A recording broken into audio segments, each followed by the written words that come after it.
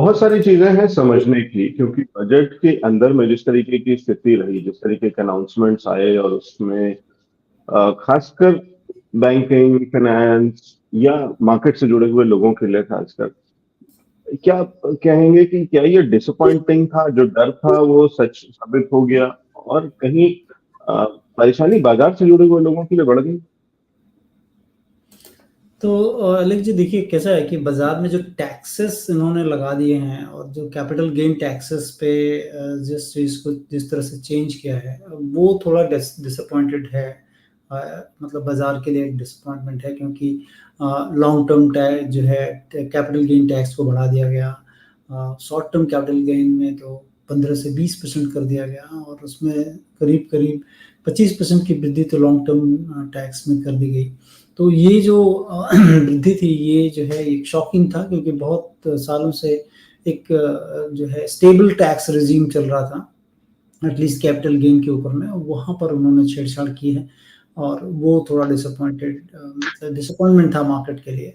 Otherwise अगर market के लिहाज से देखेंगे दूसरी चीज़ अब हमें बेसिकली देखना है कि अर्निंग्स क्या इफेक्ट कहाँ होंगी या फिर जो है इस बजट से क्या आउटकम आ सकते हैं जो कि कंपनियों की बैलेंस शीट पर असर डालेंगे। तो मुझे लग रहा है कि एलेक्स जी वहाँ पर अगर आप देखेंगे तो बहुत ज़्यादा छेड़छाड़ नहीं की गई है और अर्निंग्स जो है अगर बिजनेस एनवायरनमेंट ठीक रहता है तो अर्निंग्स कंपनियों की अच्छी आनी रहेगी क्योंकि उस जगह में सरकार ने ऐसी कोई भी चीज़ें लेकर नहीं आई हैं जिससे कि कंपनियों की अर्निंग्स पर कोई असर पड़े।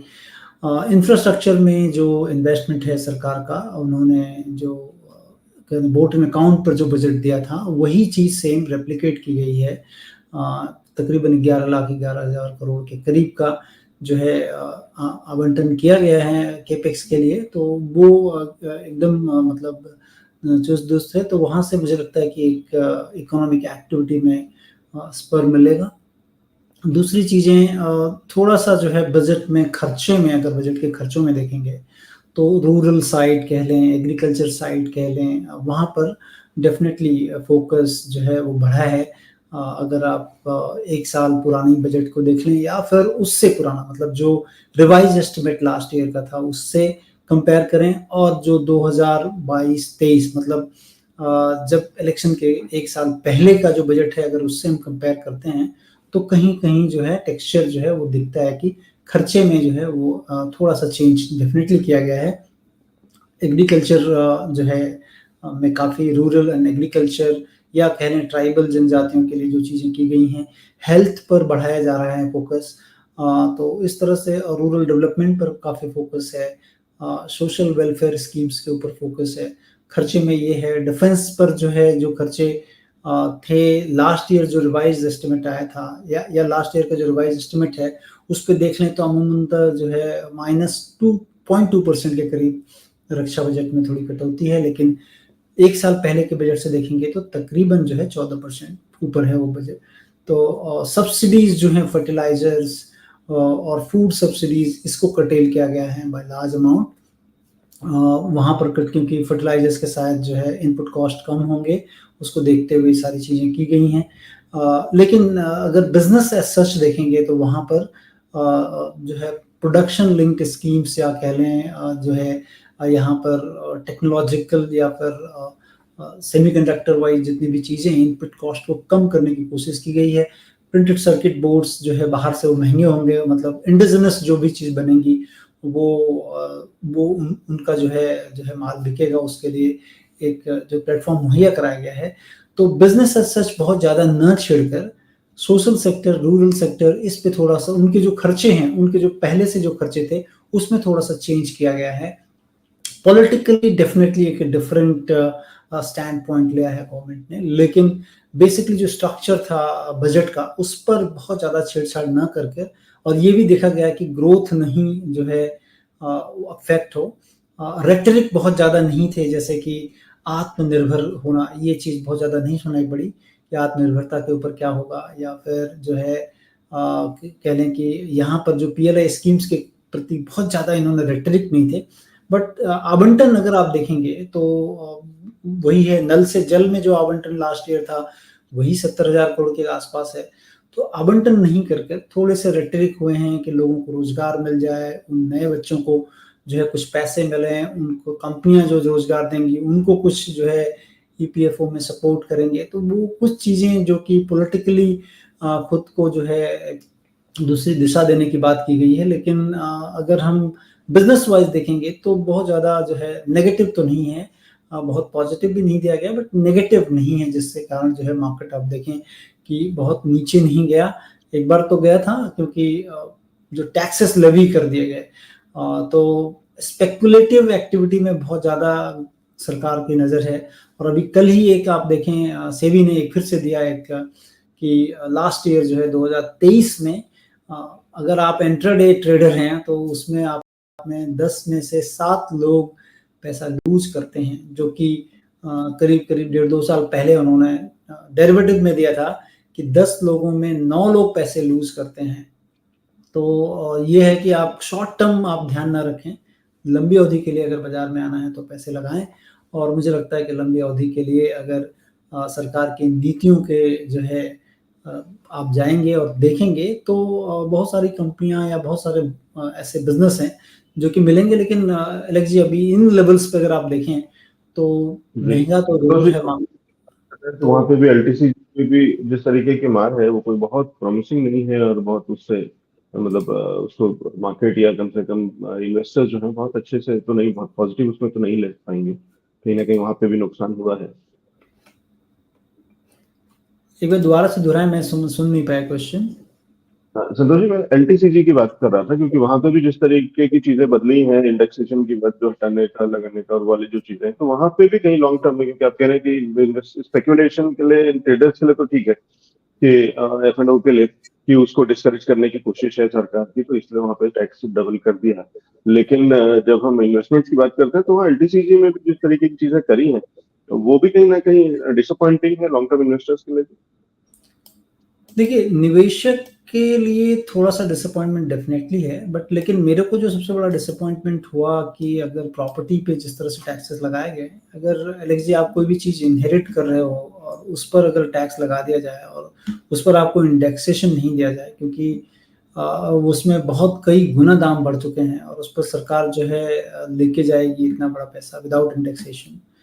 क्योंकि देखिए गवर्नमेंट के जितने भी सेक्रेटरीज हैं ये लोग तो रिप्रेजेंट करते रहते हैं, क्योंकि डेटा सारे सामने हैं कि ये चीज़ें इतने में बिक रही हैं और हमें कुछ नहीं मिल रहा है और यहाँ से हमको कुछ डेफिनेटली चाहिए होगा।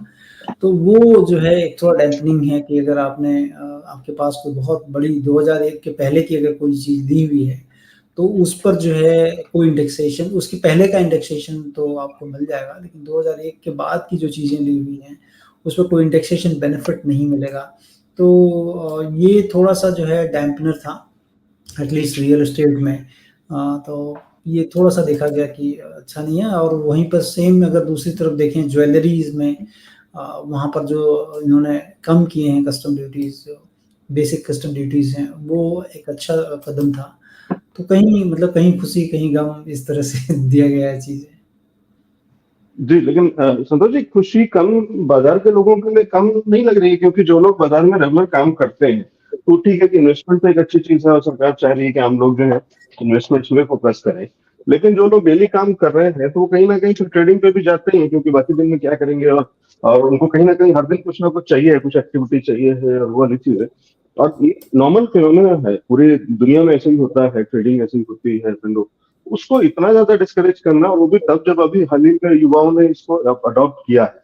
यानी बाजार के अंदर में लोग बहुत पहले से नहीं थे, अभी बहुत रिसेंटली ही आए हैं। तो वहां पे थोड़ा वो नहीं लगता कि कहीं कुछ ज्यादा ही सरकार उस पर सेंसिटिव हो रही। पहले क्रिप्टो किया था तो जस्टिफाइड था कि वहां पे उसका लॉजिक नहीं समझ में आता है, ये बहुत लोगों फंडामेंटल। लेकिन अभी तो हम इक्विटी की बात कर रहे हैं या फंडों की बात कर रहे हैं, मतलब अपने बाजार की अपनी कंपनी की बात कर रहे हैं, तो यहाँ पे भी इसी तरीके का। तो देखिए डेफिनेटली जो है अगर ट्रेडिंग कम्युनिटी से आप हैं तो उसके लिए डिस्करेज किया गया है काफ़ी, क्योंकि सरकार ऐसा मान रही है कि कोई ट्रेडिंग से कोई कैपिटल फॉर्मेशन नहीं होता है। और लगातार सेबी आपको इस चीज़ से अवगत करा रही है कि मतलब मैक्सिमम लोग जो है ट्रेडिंग में पैसा खोते हैं। तो आप बाजार में आ रहे हो पैसा खोने के लिए और आपको जो है पैसा आपके यहाँ पर बर्बाद हो रहे हैं, जो कि और कुछ बन नहीं रहा उससे। तो बेहतर है कि आप थोड़ी-सी दूरी रखें और लंबी अवधि के लिए निवेश करें। और अलेक्स जी, अगर आप बताएँ, आपको बताएँ कि जो वॉरेन बफेट हैं, जो कि दुनिया के बहुत बड़े इन्वेस्टमेंट गुरु माने जाते हैं, वो कहते हैं कि अगर मैं किसी भी कंपनी में 10 साल का निवेश नहीं करता, अगर के लिए नहीं लेता हूँ, तो मैं उसको 10 मिनट भी नहीं होल्ड करना चाहता हूँ। तो आप देखिए कि उनके पास दुनिया में कितने बड़े पैसे हैं। या फिर आप प्रेम बॉत्सा की बात कर लें, जो कि कैनेडियन वॉरेन बफेट माने जाते हैं। उन लोगों के इन्वेस्टमेंट पैटर्न को देखेंगे तो उन्होंने बड़े पैसे जो बनते हैं, वो लॉन्गर टर्म्स आप स्टे इन्वेस्टेड रहेंगे तब ज़्यादा बनते हैं। ट्रेडिंग में क्या होता है कि आप बेसिकली, आप जितने यंग की बात कर रहे हैं, जितने लोग ज़ीरोधा, ग्रो, ये तमाम ऐप के थ्रू जुड़े हैं, आप देखें कि उनका कोई और काम है और वो ये भी काम भी कर रहे हैं। तो उनका जो कुछ और काम है, उसमें आप देखेंगे आजकल मैं कई बार देखता हूँ ऑफिसेज़ में कि बहुत से लोग जो है अपने मोबाइल ऐप पे, आप समझो कि किसी भी ब्रोकर का किसी न किसी का टर्मिनल चल रहा होता है और उनके ऐप चल रहे होते हैं, और अपने काम छोड़कर वहाँ पर ज़्यादा ध्यान दें। क्योंकि आप जब इन्वॉल्व होते हो, इवन मैं अपनी बात कर लूँ अलेक्स जी, मैं तो एकदम ही नहीं करता इंट्राडे। और मैं कहूँ कि लास्ट ईयर जब मैंने फाइल किया, कहीं ₹2000 का कोई रिटर्न दिखा था मुझे इंट्राडे में। तो कभी पता नहीं किस तरह से हुआ था वो, मुझे ध्यान नहीं आ रहा है। तो ये चीज़ें जो हैं आपको एक तो इन्वॉल्व करती हैं काफ़ी, एक एक्साइटमेंट ज़रूर देती हैं, पैसे नहीं आते हैं। फैक्ट्स एंड फिगर ये बता रहे हैं कि पैसे नहीं आते हैं। ब्रोकर पैसा कमाता है, एक्सचेंजेस पैसे कमाते हैं, सरकार उससे पैसे कमा रही है। आप देखो, सरकार ट्रांज़ैक्शन के रूप में एसटीटी ले रही है, सेस ले रही है, जो है डिलीवरी पे बहुत सारी चीज़ें लग रही हैं, एफएनओ पे लग रही, तो और आपको फिर से कैपिटल गेन भी लग रहा है। तो ये सारी चीज़ें सब लोग लेके जा रहे हैं अपने-अपना पाई, लेकिन जो इन्वेस्टर या ट्रेडिंग कम्युनिटी, उनको नहीं मिल रहा है। तो मुझे लगता है कि ब्रॉडर पिक्चर पे ध्यान दें, और आपको ये अब समझना पड़ेगा कि जैसे रूल ऑफ द गेम जिसे कहते हैं, अब वो बढ़ चुका है हमारे लिए। जो है उतना हमको अपने स्ट्रैटेजी में डालना पड़ेगा कि ये मेरा कॉस्ट है। कॉस्ट को मानना पड़ेगा, वो अच्छा है, बुरा है इज़ अ डिफरेंट थिंग, क्योंकि अब हमारे ऊपर लागू हो जाएगा कुछ दिनों में, और अगर पास हो गया बजट यही तो ये सारी चीज़ें हैं। लेकिन मुझे लगता है कि अब आपको अर्निंग्स पे ज़्यादा ध्यान रखनी होगी, कंपनी के वैल्यूएशंस पे ध्यान देना होगा, और आपको ये कॉस्ट को जो है आपको उस मॉडल में डालना पड़ेगा कि ये कॉस्ट हमारे बढ़ चुके हैं। जी, ठीक है। तो ये कॉस्ट बढ़ चुके हैं और इसको लेकर के चलना पड़ेगा कहीं न कहीं। लेकिन बाज़ार कहीं लगता है कि शायद इन बातों को बहुत पॉज़िटिव उसमें तो नहीं ले रहा है, क्योंकि खर्चा बढ़ गया, नुकसान बढ़ गया, और जो लोग बहुत ही स्कैल्प ट्रेडिंग जैसी चीज़ें करते हैं, बहुत छोटे मुनाफ़े पे काम करते हैं, उनके लिए सबसे बड़ा झटका शायद हो सकता है।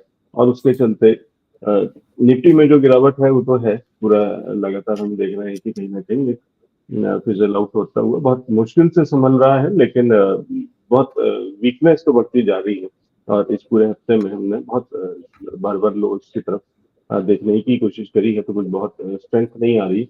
बैंक निफ्टी उससे भी ज़्यादा अफेक्टेड है, और लगातार बड़ी गिरावट और बढ़ती हुई गिरावट, एक तरफ़ा गिरावट बढ़ती हुई। संतोष सर, बैंक निफ्टी कैसे देख रहे हैं? क्योंकि ऑलमोस्ट 50,000 की तरफ हम बढ़ रहे हैं। हाँ, देखिए बैंक निफ्टी में जो है थोड़े दिनों से डिसअपॉइंटमेंट तो डेफ़िनेटली दिख रहा है, और उनके नतीजों में भी अगर आप देखें वो सारी चीज़ें झलक कर आ रही हैं। आप कोटक बैंक के नतीजे देख लें, या एक्सिस बैंक के नतीजे आए हैं, एचडीएफसी बैंक के नतीजे आए।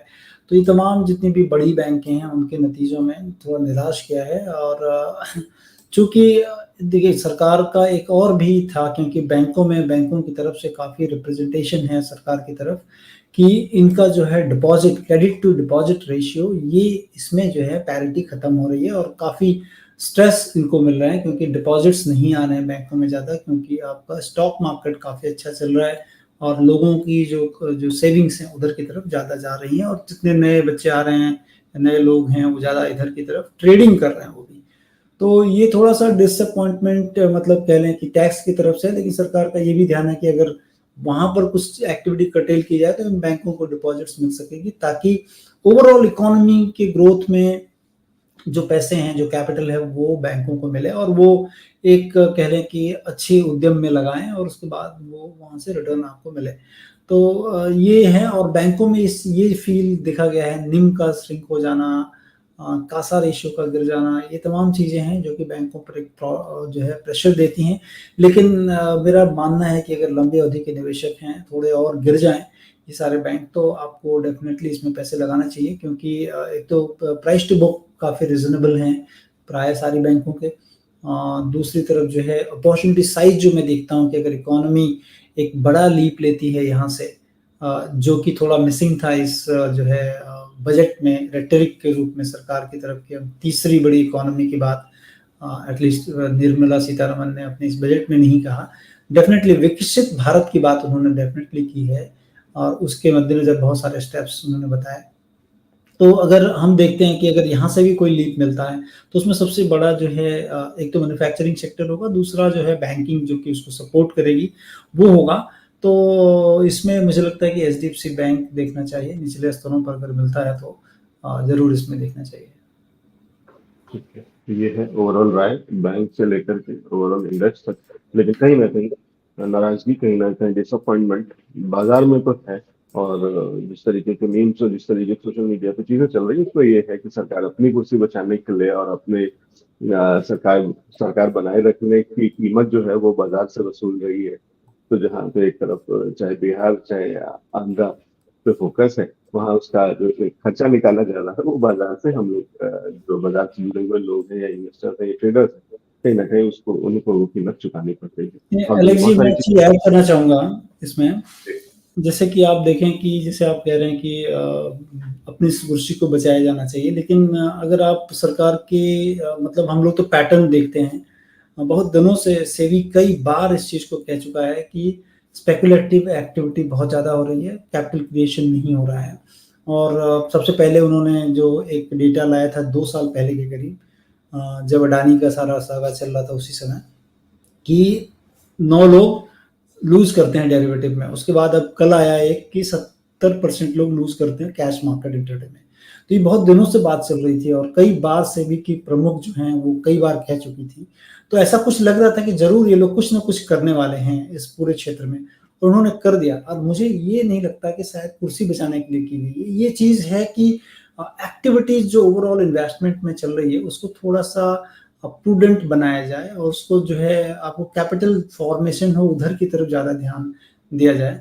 और जहाँ तक दूसरी बात है कि मुझे लगता है कि देखो, आप कह लें कि कुर्सी बचाने के लिए हर सरकारें काम करती हैं, तो कोई नया कदम ऐसा कुछ नहीं है। आप बहुत ज़्यादा डिसअपॉइंटमेंट तो देखने को नहीं मिला है। ज़रूर थोड़े खर्चे में यहाँ से वहाँ कर दिया है इन्होंने, कि जो उनके वोटर्स हैं उसकी तरफ थोड़ा खर्चा ज़्यादा जो है डाल दिया है, जो कि पहले कह लें कि इवनली डिस्ट्रीब्यूटेड था सारी तरफ। अब जो है वो जहाँ-जहाँ बन सकते हैं या जहाँ-जहाँ से उनको लगता है कि हो सकता है, तो प्राय सारी सरकारों ने किया है। किसी ने ऋण माफ कर दिया, आप देखें, कोई लोग कैश ट्रांसफर कर रहे हैं। तो ये सारी चीजें तो मतलब वन ऑफ नहीं है, ये होती रही हैं। उनके रूप जो है मुझे लगता है कि डिफरेंट ठीक होते है, हैं। इससे तो दोनों ही चीजें, मतलब अब उसको वो तो सब्जेक्ट टू डिबेट है और उसकी बहस बहुत लंबी हो जाएगी, क्योंकि ये विरोधाभास भी है। एक तरफ आपको भारत की स्टोरी पे इतना भरोसा है, आप इतने ट्रिलियन इकोनॉमी बनाने जा रहे हैं, आपकी सारी कंपनीज, और आपको फिर तो ये मान के चलना चाहिए कि हमारा बाजार और हमारा शेयर बाजार और सारी लिस्टेड कंपनीज और सारा कुछ जो कॉर्पोरेट है वो जबरदस्त मुनाफा देगा और बड़ी तेजी के साथ में बढ़ेगा। और बढ़ेगा तो उसी का कॉन्फिडेंस है जो कि हम और आप जैसे लोग जो बाजार के अंदर में काम करते हैं, जो निवेश करते हैं, ट्रेड करते हैं, वो भी उसी कॉन्फिडेंस को कहीं ना कहीं स्टेब्लिश कर रहे हैं कि हम भी बाजार में सरकार के साथ ही हैं, उसी दिशा में देख रहे हैं कि हम बड़ी इकोनॉमी बन रहे हैं और वाला। तो अगर हम ये कॉन्फिडेंस हमारा है और बाजार के अंदर में हम काम कर रहे हैं, तो फिर सरकार को क्यों डर लग रहा है कि नहीं नहीं ये तो रिस्की एसेट क्लास है और यहाँ पे थोड़ा सा डिस्करेज करना चाहिए, उल्टा एनकरेज करना चाहिए, मतलब यहीं से निवेश आएगा, यहीं से पैसे आएंगे। और ये तो अलग अलग तरीके से कहीं ना कहीं उस निवेश को भी, तो खाली एफएडओ को ठीक है कि वो एक चीज है, बाकी चीजों में भी, एसटीटी में भी, एलटीटी में भी, एलटीसीबी में भी जिस तरीके की चीजें हैं, तो कहीं तो थोड़ा सा विरोधाभास है। तो मतलब कहीं एक इजी मनी निकालने की कोशिश भी लगती है सरकार की। और वो जो मैं कह रहा था कुछ बचाने का, तो मतलब ये है कि जब आप कुछ बड़े पैकेजेस कुछ दो स्टेट्स के लिए निकालते हैं, तो उसका खर्चा कहाँ से पूरा कर रहे हैं, तो वो कहीं ना कहीं सोशल मीडिया पे एक चल रहा है कि उसका खर्चा सरकार ने बाजार से निकाल लिया।